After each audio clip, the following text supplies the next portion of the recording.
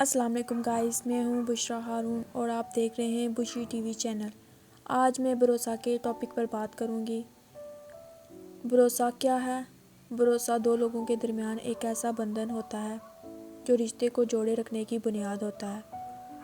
اگر بھروسہ ٹوٹ جائے تو رشتے کا کوئی معنی نہیں ہوتا، وہ رشتہ کھوکھلا ہو جاتا ہے، کیونکہ بھروسے کی بنیاد پر ہی ہر رشتہ قائم کیا جاتا ہے۔ شک سے بڑھ کر کوئی مرض نہیں ہوتا اور یقین سے بڑھ کر کوئی علاج نہیں۔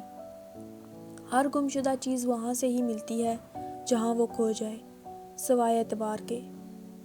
یہ جہاں کھو جائے وہاں سے کبھی نہیں ملتا۔ معاف بار بار کر دینا چاہیے، لیکن بھروسہ ایک ہی بار کرنا چاہیے۔ کسی شخص کا آپ پر اعتماد کرنا آپ کے لیے باعث فخر ہے، اور جب آپ پر کوئی اعتماد کرے تو کوشش کریں کہ اس کا مان رکھیں۔ کسی کو معاف کر کے اچھا ضرور بنو، لیکن اس پر دوبارہ اعتماد کر کے کبھی بیوقوف مت بنو۔ آپ کی آنکھیں اکثر وہی لوگ کھولتے ہیں جن پر آپ آنکھ بند کر کے بھروسہ کرتے ہیں۔ کوشش کرو کہ سب کچھ ٹوٹ جائے، پر وہ مان نہ ٹوٹے جو کسی بہت اپنے نے خود سے زیادہ آپ پر کیا ہو۔ ہر اس دوست پر بھروسہ کرو جو تمہاری مصیبت میں کام آیا ہو۔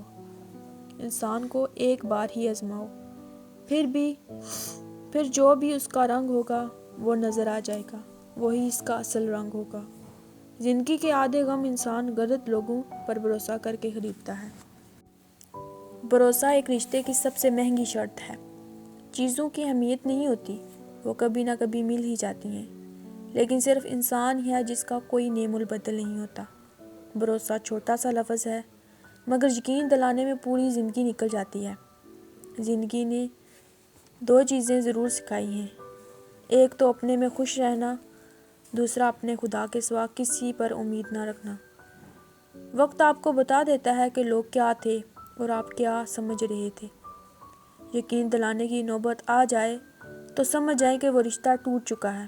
انسان کو انسان دھوکہ نہیں دیتا، بلکہ انسان کو اس کی توقعات دھوکہ دے جاتی ہیں جو وہ دوسروں سے وابستہ کر کے لیتا ہے۔ اس انسان پر بھروسہ کرو جو تمہاری 3 باتیں جان سکے: مسکراہٹ کے پیچھے دکھ، غصے کے پیچھے تمہارا پیار، اور چپ رہنے کے پیچھے وجہ۔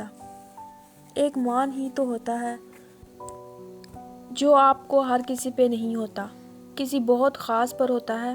اگر وہ آپ کا مان توڑ دے تو آپ ایسے ٹوٹتے ہو کہ جڑنا مشکل ہو جاتا ہے۔ زندگی میں ہر موقع سے فائدہ اٹھاؤ، لیکن کسی کے بھروسے اور جذبات کا نہیں۔ جب اللہ تمہیں کنارے پر لا کر کھڑا کر دے تو اس پر کامل یقین رکھو، کیونکہ 2 چیزیں ہو سکتی ہیں، یا تو وہ تمہیں تھام لے گا یا پھر اڑنا سکھا دے گا۔ تو گائز، کیسی لگی آج کی میری ویڈیو؟ کمنٹ کر کے لازمی بتائیے گا۔ ملتے ہیں نیکسٹ ویڈیو میں، تب تک کے لیے مجھے دیجیے اجازت، دعاؤں میں یاد رکھیے گا۔ اللہ حافظ۔